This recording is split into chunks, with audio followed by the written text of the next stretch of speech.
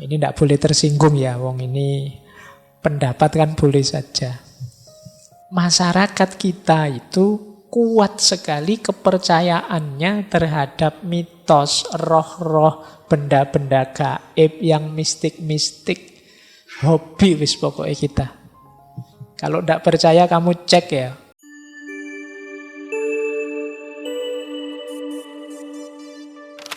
Assalamualaikum warahmatullahi wabarakatuh. Baik, malam hari ini kita akan membahas pandangan tentang kebudayaan kita yang seharusnya menurut Sultan Takdir Ali Shahbana. Bismillah, kita awali. Kata Sultan Takdir, manusia itu punya dua kodrat. Yang pertama makhluk alam, yang kedua makhluk budi.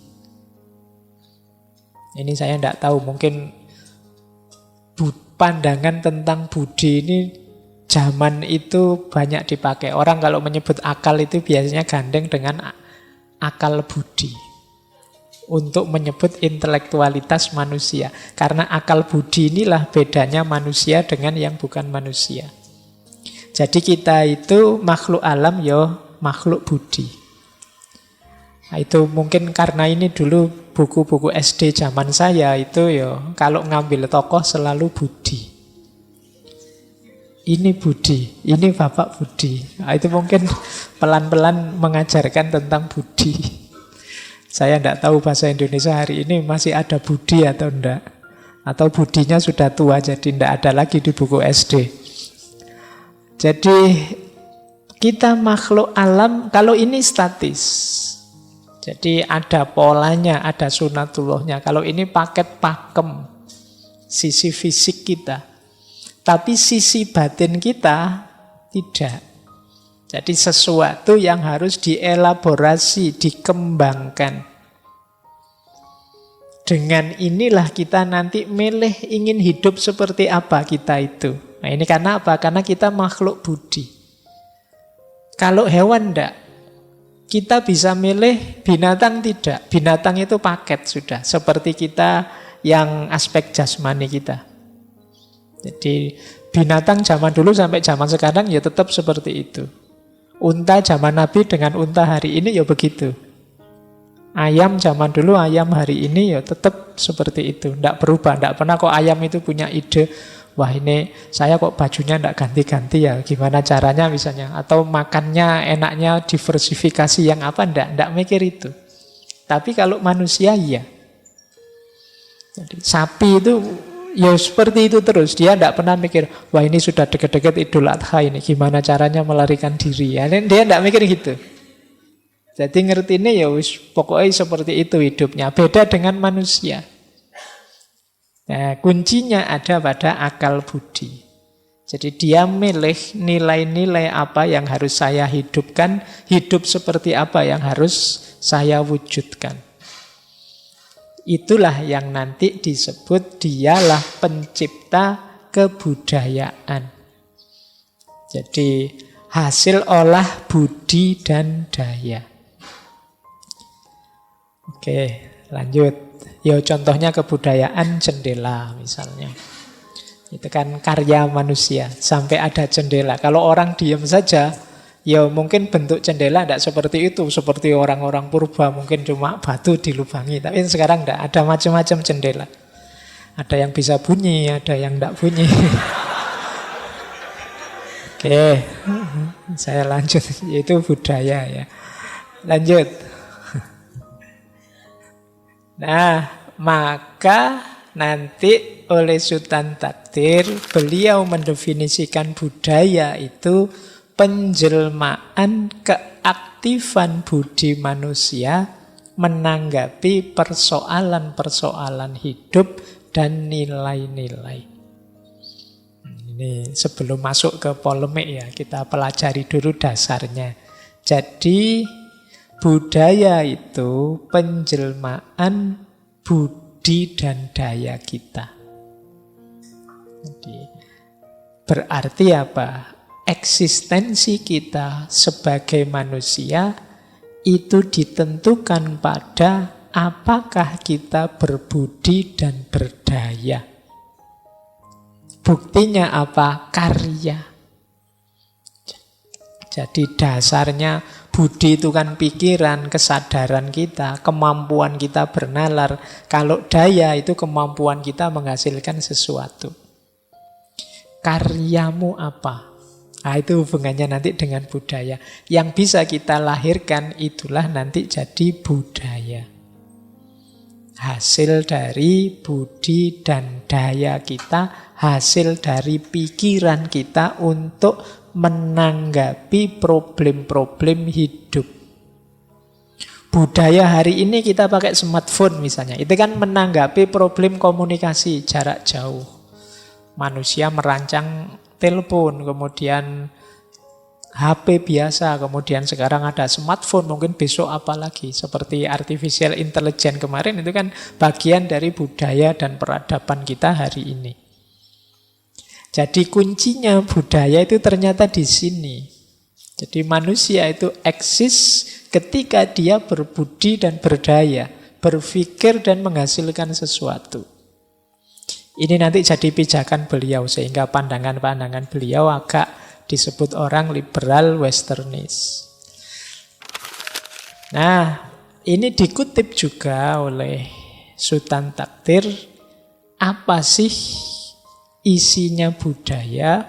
Isinya budaya itu konfigurasi nilai-nilai. Isinya budaya itu nilai. Ada nilai-nilai teoritis. Ini yang berhubungan dengan benar salah. Jadi mana yang dianggap benar dalam satu budaya, mana yang dianggap salah dalam satu budaya, itu namanya nilai teoritis. Kemudian ada nilai ekonomis, ada untung rugi. Wah, ikut ngaji ini untung ya, dapat teh gratis, dapat kenalan baru, dapat. Ini nilai ekonomis namanya. Perhitungan untung rugi dalam satu budaya. Jangan mengadopsi teknologi itu, nanti kita rugi. Ambil saja yang ini, nanti kita untung dan lain sebagainya. Itu nilai dalam satu budaya. Ada nilai religius. Kalau nilai religius itu di satu budaya biasanya ada persepsi tentang oh ini sakral, ini profan, ini harus kita hormati, kita hargai. Kalau ini biasa saja. Nah, kalau ke masjid nyopot sandal ya, nyopot sepatu. Tapi kalau ke kampus tidak usah misalnya, karena masjid lebih sakral. Misalnya. Ini namanya nilai religius. Ada dalam satu budaya. Kemudian ada nilai estetik. Kalau nilai estetik itu indah atau tidak indah. Nah, setiap klaster budaya pasti punya persepsi tentang indah dan tidak indah ini. Kemudian ada nilai politis tentang kekuasaan dan ketundukan. Kita harus patuh pada siapa atau kita harus menguasai apa dan siapa. Nah, itu namanya nilai-nilai politik yang ada dalam satu budaya. Yang terakhir nilai sosial. Nilai sosial ini nanti hubungannya dengan siapa kita harus kerjasama, solider, dengan siapa kita harus cuek saja, egois saja. Kita urusi diri kita sendiri, kapan kita harus kerjasama, kapan kita ngurus diri kita. Ini nilai-nilai sosial. Nah, jadi isinya budaya menurut Sultan Takdir, ini mengutip Sprenger, jadi nilai-nilai. Dalam budaya ada nilai-nilai. Mana benar, mana salah, mana untung, mana rugi, mana sakral, mana profan, mana indah, mana tidak indah, mana kekuasaan, mana ketundukan. Oh, aku ini penguasa, aku ini pemimpin, jadi harus ngatur. Oh, aku ini yang dipimpin, jadi harus tunduk. Ini nilai politis namanya. Dan nilai-nilai sosial. Kapan orang solider, kapan orang ngurusi dirinya sendiri, dan lain sebagainya. Nah, Jadi ini dasarnya untuk memahami budaya. Di setiap budaya pasti ada nilai itu. Baik, saya lanjutkan. Dasar selanjutnya, ini masih belum polemik ya, masih teori-teori tentang budaya. Ada istilah dari Sultan Takdir, yaitu ini sebenarnya istilah dari tradisi ilmu sosial. Autopoiesis. Jadi autopoiesis itu artinya penciptaan diri sendiri. Atau auto itu berarti diri dan poiesis itu artinya penciptaan atau produksi. Jadi ini satu sistem hidup ketika satu entitas bisa membentuk dirinya sendiri.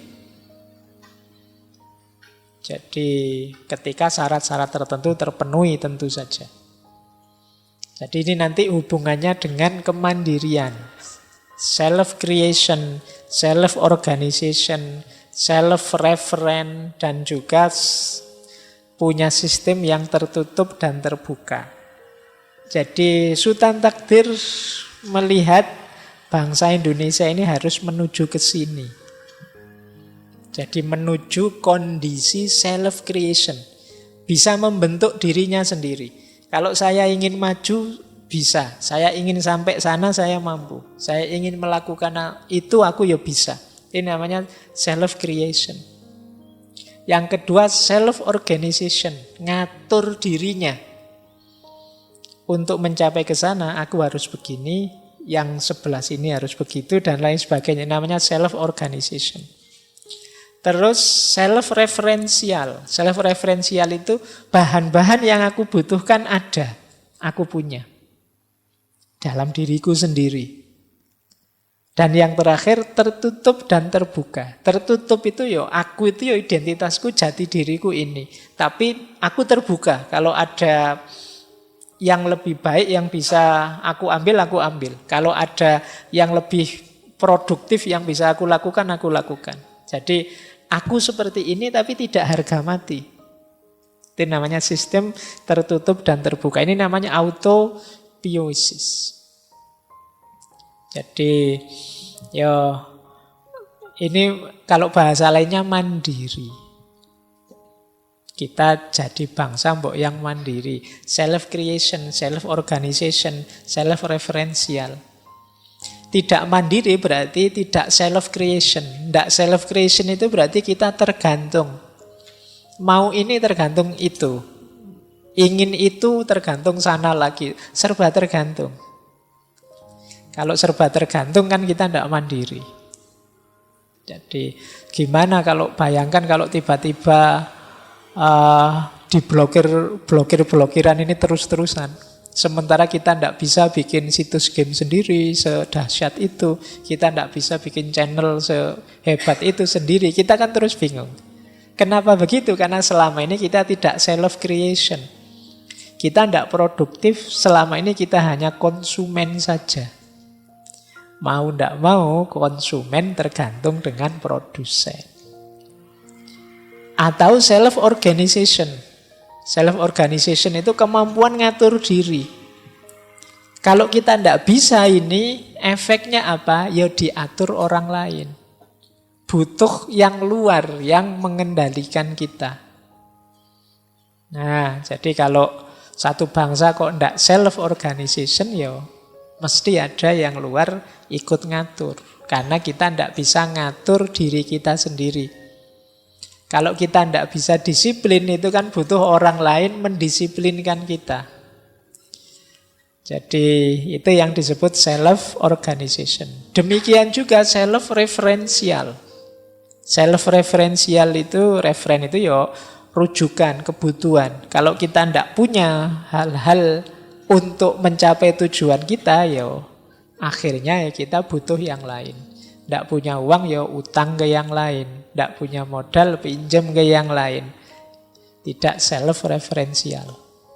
Yang terakhir, tertutup tapi sekaligus terbuka. Tertutup itu kita tahu ciri kita, identitas kita. Jadi kita punya prinsip, punya nilai-nilai.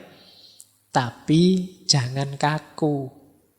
Wong kita itu manusia, tidak pasti benar. Mungkin saja salah. Mungkin saja meleset. Wong kita itu terbatas. Wawasan kita juga terbatas. Sepinter-pinternya orang ya, yang dia tahu kan pastinya hanya sejauh pengalamannya saja. Kayak saya ini tidak pernah kemana-mana, ya pengalamanku hanya itu-itu saja. Nah, maka ya tetap harus terbuka. Kalau ada wawasan-wawasan baru, pandangan-pandangan baru. Disitulah kita bisa berkembang. Nah, ini ideal. Namanya autopoiesis, orang yang mampu menciptakan dirinya sendiri, mengendalikan, mengatur dirinya, memenuhi kebutuhannya, dan tertutup sekaligus terbuka. Ya kita aminkan saja ya, semoga kita bisa seperti ini. Iya, ya kan ini ideal kan, ideal itu kan ya kita aminkan saja. Baik. Saatnya berpolemik sekarang. Kalau tadi yang lurus-lurus, sekarang kita mulai ya. Ini jangan kaget ya. Ini mungkin pikiran-pikirannya agak berbeda dengan pikiran-pikiran teman-teman selama ini. Yang pertama, Sultan Takdir memilah antara Indonesia dengan pra-Indonesia. Yang disebut Indonesia ya saat itu menjelang kemerdekaan. Jadi satu generasi yang ingin membebaskan diri, bersatu bersama-sama mendirikan satu negara yang namanya Indonesia. Sebelum itu belum Indonesia, namanya masih pra-Indonesia. Jadi kalau ada orang bilang nenek moyang kita Indonesia dulu, enggak, Indonesia itu ya zaman 45 itu. Era-era itu, era lahirnya kebangsaan, kebersamaan bahwa kita di Nusantara ini punya rasa yang sama, nasib yang sama. Sebelum itu masih kerajaan-kerajaan. Sejarahnya bukan sejarah Indonesia, tapi sejarah Aceh, sejarah Mataram, sejarah Banjarmasin, dan lain-lain. Jadi kata Sultan Takdir, zaman pra-Indonesia itu zaman yang hanya mengenal sejarahnya VOC, sejarahnya Mataram, sejarahnya Aceh, sejarah Banjarmasin, dan lain-lain. Oh ini nanti menarik, di beberapa tulisan beliau bilang loh ya seperti perjuangan-perjuangan sebelumnya, itu kan belum kenal Indonesia. Jadi mereka masing-masing mungkin yang ditegakkan ya kerajaan-kerajaan wilayah-wilayahnya sendiri-sendiri.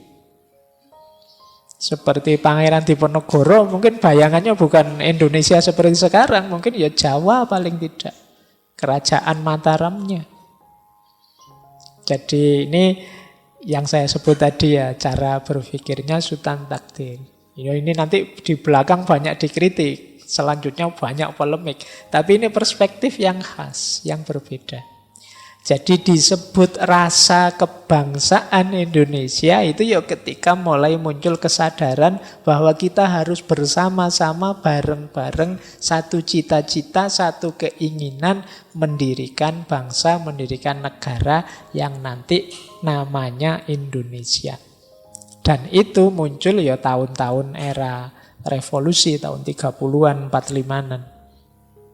Jadi ini pembagian yang dilakukan oleh Sultan Takdir. Nah, beliau inginnya saat itu ini zaman baru.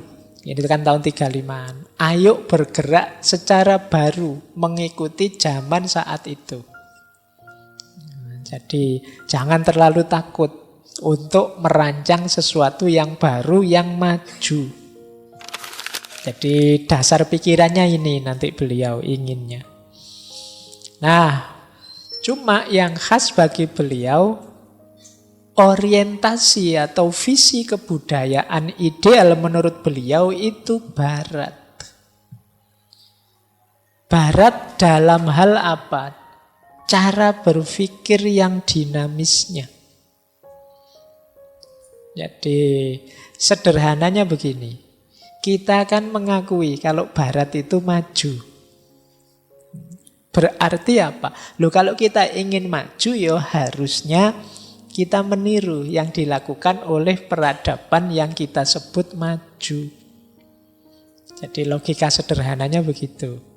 Jadi beliau ingin benchmarknya kalau bahasa di kampus ya, tiruannya itu Barat. Yang ditiru, yang diikuti itu Barat. Kenapa? Sudah terbukti. Jadi khususnya apa? Dalam hal yang Indonesia saat itu belum punya, kata Sultan Takdir. Apa yang belum kita miliki saat itu? Yang pertama ilmu pengetahuan, yang ketiga kemajuan ekonomi, yang kedua, yang ketiga teknologi. Jadi kita perlu menguasai ilmu pengetahuan, ekonomi yang maju, dan teknologi yang rasional. Secepat-cepatnya, kata Sultan Takdir. Meskipun sampai hari ini juga rasanya masih PR ya buat kita. Baik ilmu pengetahuannya maupun ekonominya maupun teknologinya.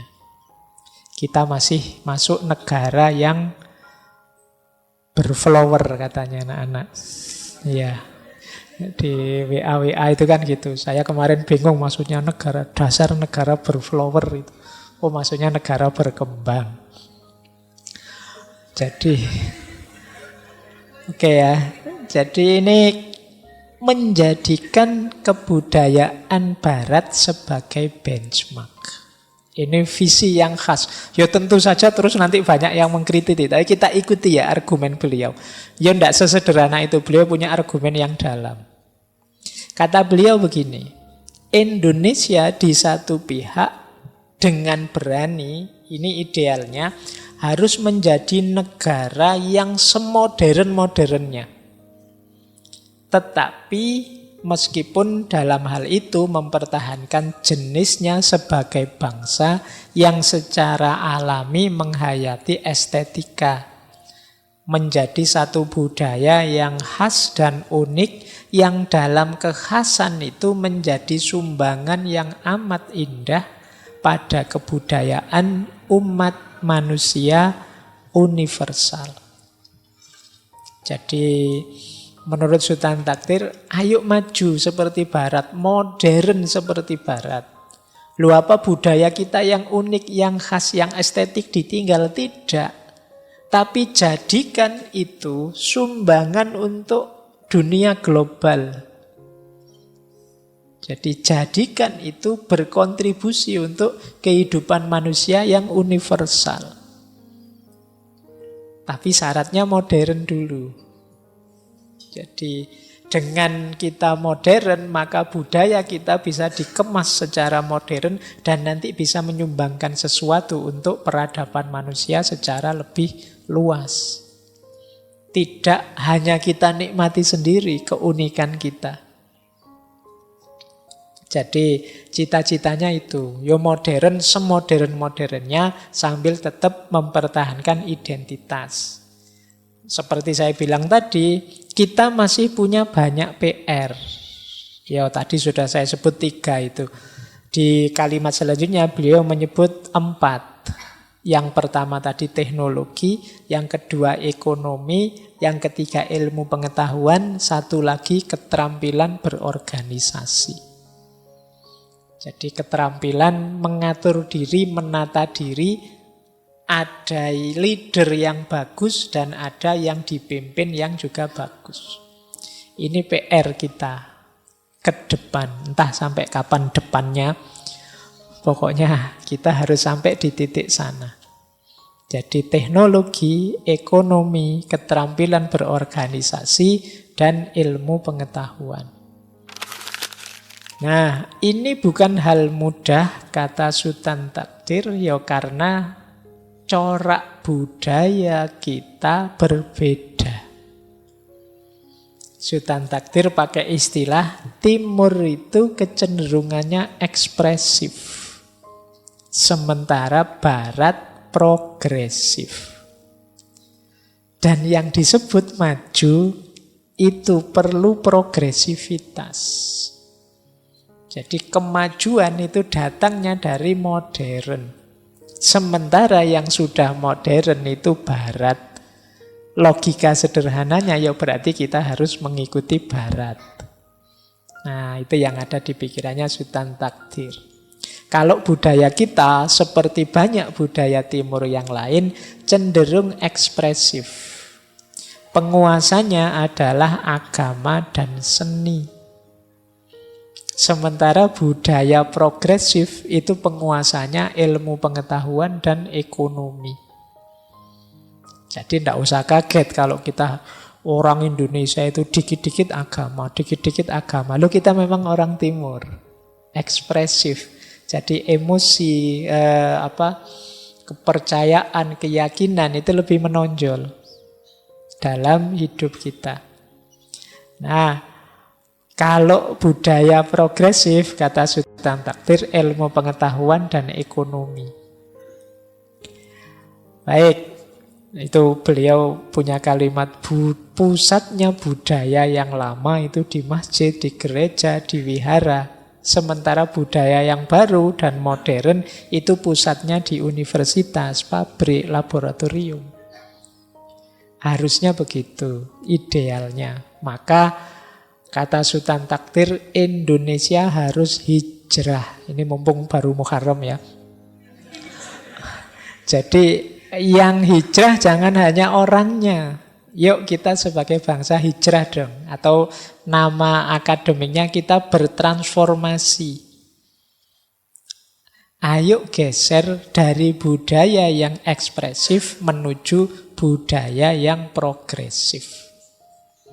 Dari budaya statis yang mengutamakan pandangan kecenderungan emosional ekspresif kepada budaya maju yang progresif saintifik. Nah ini yang diinginkan, yang dicita-citakan oleh Sultan Takdir. Nah ini debat, tetapi ini tema ini sampai hari ini jadi perdebatan. Benar enggak sih? Barat itu progresif saja dan dia tidak peduli agama, tidak peduli yang lain-lain. Ataukah Timur itu memang sepenuhnya begitu? Sampai hari ini debatnya masih panjang. Bahkan hari ini juga muncul pertanyaan, Barat itu yang mana? Timur itu yang mana? Tapi untuk sementara kita pahami ini dulu ya. Konteksnya, pikirannya Sultan Takdir dulu. Ya, kita lanjut. Nah, ini kritik beliau. Cirinya budaya Indonesia. Nah, ini tidak boleh tersinggung ya, wong ini pendapat kan boleh saja. Jadi beliau melihat yang pertama apa? Masyarakat kita itu kuat sekali kepercayaannya terhadap mitos, roh-roh, benda-benda gaib yang mistik-mistik. Hobi wis pokoknya kita. Kalau tidak percaya kamu cek ya, film-film dengan penonton terbanyak di Indonesia, itu mesti film horor. Jadi film hantu-hantuan. Mungkin kamu nyoba film-film apa lah, laga kah atau film-film sains apa-apa, mungkin tidak ada yang percaya, tidak ada yang nonton. Tapi begitu film-film hantu-hantuan itu laris. Itu pinter sutradaranya, pinter produsernya, ngerti. Masyarakat kita itu senang dengan tema-tema begitu. Tema-tema dukun, kesaktian, ya kan? Iya, yang kemarin rame itu ya viral. Itu. Kamu kan heran, kok bisa ya? Kok laris ya? Kok laku ya? Kok anu lah? Lah ya masyarakat kita ini sudah dikritik oleh Sultan Takdir sejak tahun 1935. Sekarang 2022. Ternyata ya tidak jauh-jauh amat kita. Masih begitu-begitu saja. Jadi kepercayaan kita masih seputar itu. Mitos, roh-roh gitu kan. Tadi cenderonya nabrak duak itu jangan-jangan ada yang mikir ini penunggunya jangan-jangan. Mungkin ada yang mikir begitu. Wah ini yang menunggu tidak rela ini mesti kita temanya kayak gini nih misalnya. Nah Jadi kritik pertama. Yang kedua, ini juga dikritik, berkuasanya nilai solidaritas. Loh Pak, solider kan bagus, iya. Tapi di Indonesia sering sampai pada titik bener salah sing penting kelompokku. Sing penting kancaku. Yang penting grupku, circleku. Jadi solider.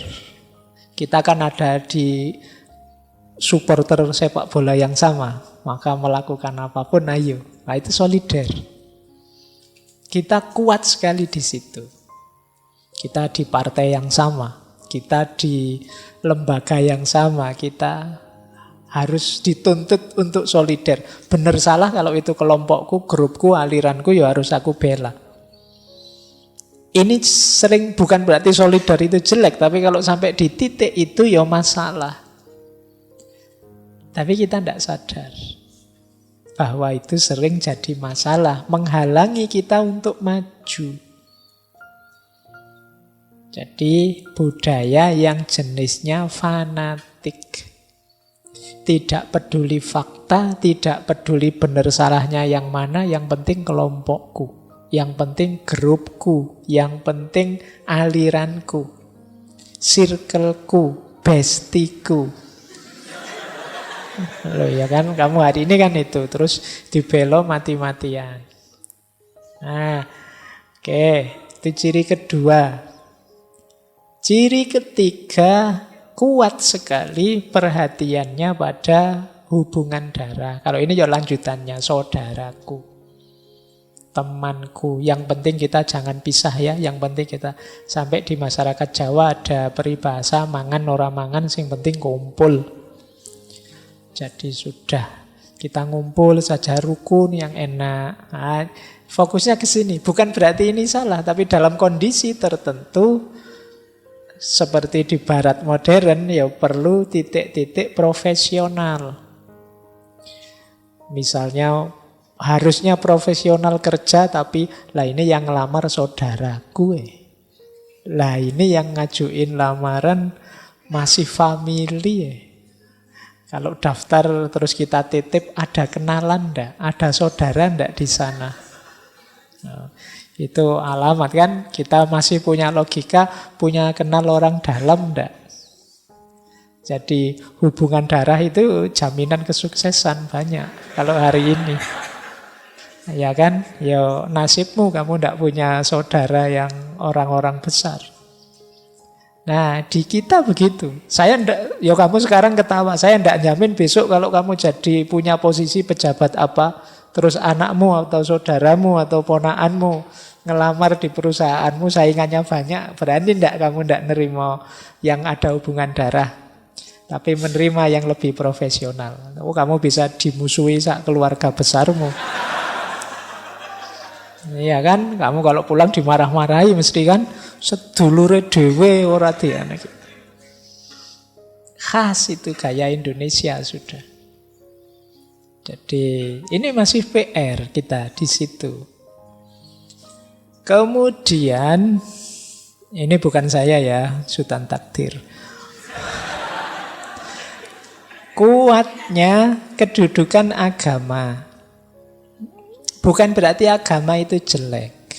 Tapi seringkali ini persis seperti yang dikritikkan oleh Karl Marx. Membuat kita ternina-bubukkan. Jadi ndak aktif, ndak kreatif. Apa-apa ditarik ke agama. Misalnya kita sedang sulit, kita sedang dizolimi, dijajah, sudahlah Pak. Hidup ini kan sudah digariskan oleh Allah. Jangan kemerungsung, jangan marah-marah. Kalau takdirnya menang besok kita tetap menang kok. Ya kan? Apa-apa dibawa ke sana. Bukan berarti salah. Ya memang kita punya Tuhan, kita percaya Tuhan. Tapi kan kita juga punya peran amanat sebagai khalifahnya.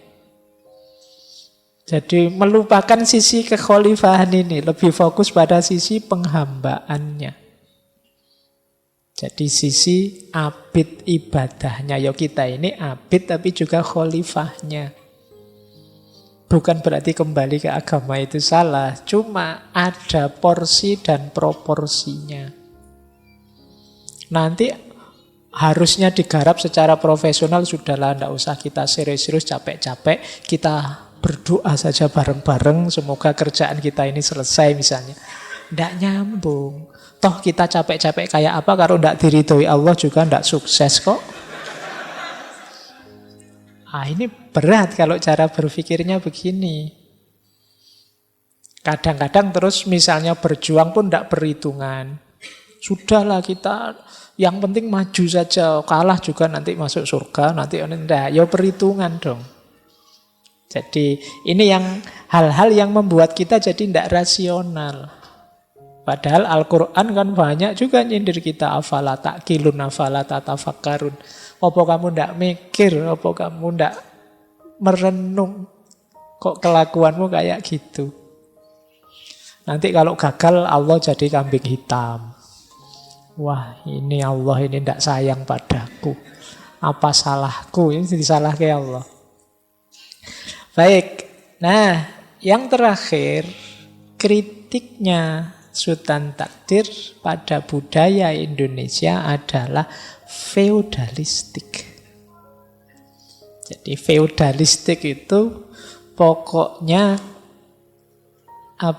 patuh pada raja-raja. Itu saya kasih tanda petik karena maksudnya atau yang diposisikan seperti raja. Jadi kalau sudah diposisikan yang terhormat, ya cirinya mungkin kalau pas pidato sambutan yang saya hormati bla bla bla bla, itu biasanya terus kita tidak berani bantah sudah. Ini mental feodal. Mental feodal itu yang pertama kepatuhan mutlak pada otoritas yang dia percaya. Yang kedua jadinya tidak kreatif, ikut saja pada dawuhnya yang dirajakan dalam tanda petik. Kemudian yang ketiga, ya akhirnya tidak produktif. Jadi karena apa? Ya nunggu. Ya kalau kebetulan rajanya bagus, ngaturnya bagus, kita produktif. Tapi kalau rajanya pasti tidak bagus, raja dalam tanda petik ya kita nanti hanya diperalat saja oleh raja-raja ini dalam tanda petik. Mental kita masih sering mental feodal. Mental feodal itu daya kreatifnya rendah. Kalau disuruh apa-apa sulit, disuruh kreatif sulit. Saya sering itu ada teman-teman, Pak Faiz, saya undang ke sini ya. Terus temanya apa Mas? Saya ikut Pak Faiz saja. Jadi sulit, disuruh milih bebas menentukan itu tidak mampu. Bisanya pasrah saja pada yang dianggap otoritas. Nah, jadi dia bahkan menentukan kebutuhanku apa, itu dia juga tidak mampu. Nunggu dipilihkan. Nah, ini mental-mental feodalistik. Jadi karena selama ini memang bisanya ya manut saja, ikut saja. Baik, jadi ini ciri-ciri budaya Indonesia yang dikritikkan oleh Sultan Takdir dulu tahun 1935. Semoga sekarang sudah mulai berkurang ya. Kita tidak lagi suka mistik-mistik klenik, kita tidak lagi fanatisme buta, kita tidak lagi tidak profesional, kita tidak lagi males, tidak tangguh, apalagi tidak kreatif feodalistik. Kalau belum, ya latihan. Kita keluar dari jeratan itu biar kita tidak bulet di situ terus. Teman-teman kan sering bilang, Pak, orang dulu itu hebat-hebat ya Pak, pikirannya cocok terus dengan kita. Sebenarnya mungkin bukan pikirannya cocok terus, ya kita saja tidak berubah-berubah sejak dulu begitu terus. Jadi ya akhirnya ya cocok terus, wong kita tidak berubah-berubah. Dulu kita males, sekarang ya males. Jadi nasihat tahun 1800 sekian, jangan males, itu masih cocok buat kita sekarang. Oh, kita masih males memang sampai hari ini. Bukan mereka yang futuristik, wah orang dulu futuristik ya, ngerti masa depan. Ayo kamu aja tidak berubah-berubah sejak dulu. Jadi ini ciri budaya kita dulu. Baik, kita lanjutkan. Ini menarik. Beliau menyebut kita sering terlena oleh kejayaan masa lalu, masa silam. Seolah-olah itu saja cukup. Kata beliau menarik. Beliau punya kalimat begini. Adalah salah yang dikatakan Pameo bahwa bangsa yang pernah menghasilkan Borobudur akan dengan sendirinya sanggup menciptakan apa saja. Itu adalah satu kebanggaan bahkan kesombongan yang sangat berlebihan. Pameo tersebut harusnya ditulis kembali dengan sedikit rendah hati dan berbunyi, bangsa yang pernah menghasilkan Borobudur mungkin sekali dapat menghasilkan Borobudur yang baru selama bangsa itu bersedia membuka diri bagi ilmu pengetahuan dan teknologi yang baru. Dengan keyakinan bahwa setiap langkah harus lebih baik dari langkah sebelumnya. Jadi kita yang selama ini kan sering membanggakan masa lalu. Wah, kita itu bangsa besar loh. Kita menciptakan Borobudur, Prambanan. Kita banyak sekali peninggalan nenek moyang kita yang luar biasa. Ya, nenek moyang kita hebat. Lah terus kita gimana? Karya kita apa? Tinggalan kita apa? Jangan-jangan sampai nanti keturunan anak kita kesekian, generasi kesekian, yang dibanggakan tetap masih Borobudur. Kita sudah sekian generasi, kebanggaannya masih Borobudur juga. Loh, kapan kita bisa menciptakan karya semonumental setara Borobudur sehingga anak cucu kita mungkin generasi kesekian nanti yang dibanggakan tidak hanya Borobudur. Jadi dia bisa, oh ini kalau generasi sekian Borobudur ini, generasi sekian Prambanan, generasi sekian. Nah, maka tinggalan kita terus apa yang membanggakan dari generasi ke generasi. Jadi tidak salah kita membanggakan masa silam, tapi harusnya kebesaran masa silam itu jadi jalan kita untuk membentuk kebesaran yang sama di era kita. Kalau versinya Sultan Takdir, kebesaran zaman ini itu ya kita mengikuti pertumbuhan sains dan teknologi. Jadi harusnya kita hari ini penguasanya sains dan teknologi, harusnya begitu. Karena yang monumental zaman ini kan begitu. Jangan-jangan besok ya kita tidak bisa bangga. Yang bangga mungkin orang Korea. Wah, kitalah yang menciptakan Samsung dulu. Nanti yang Amerika kita yang menciptakan iPhone dulu. Ini sekarang ada museum smartphone misalnya. Nah, mereka bangga. Saya tidak tahu kalau zaman kita ini memasukkan itu di museum itu apa karya kita hari ini di museum itu. Kalau bangsa Indonesia kalau hari ini kan terkenal misalnya cerewetnya di medsos misalnya. Nah, itu mungkin kita bisa itu. Contohnya obrolan bangsa Indonesia tahun 2002 kayak gini mungkin itu. Nah, jadi yuk kejayaan masa silam oke. Kita banggakan, tapi tentu saja tidak berhenti di kebanggaan saja.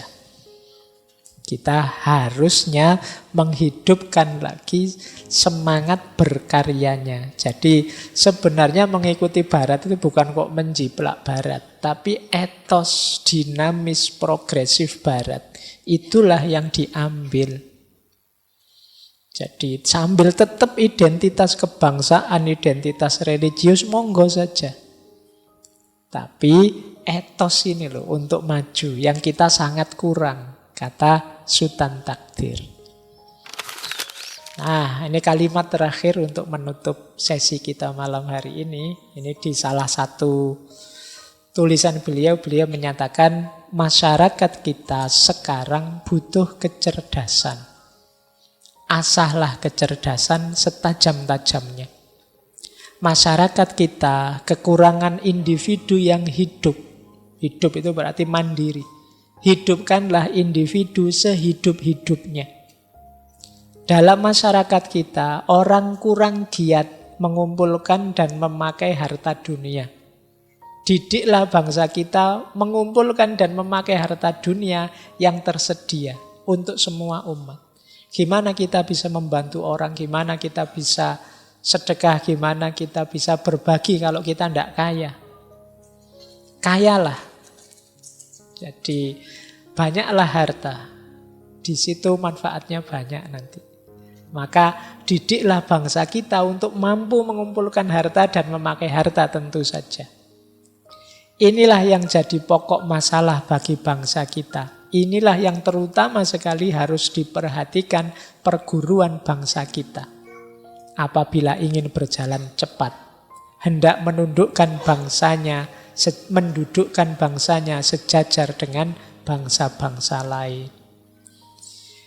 Baik, jadi inilah cuatan pikirannya Sultan Takdir tentang bangsanya dan kebudayaan bangsanya. Paling tidak malam hari ini kita belajar keprihatinan-keprihatinan kita sebagai bangsa.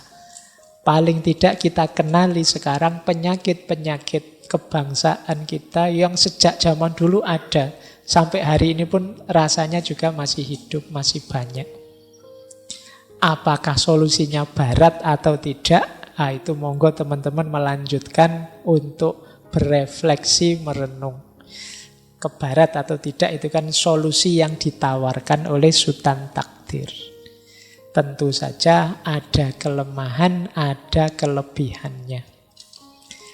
Ya, minggu depan kita lihat perspektif yang berbeda dari Ki Hajar Dewantara.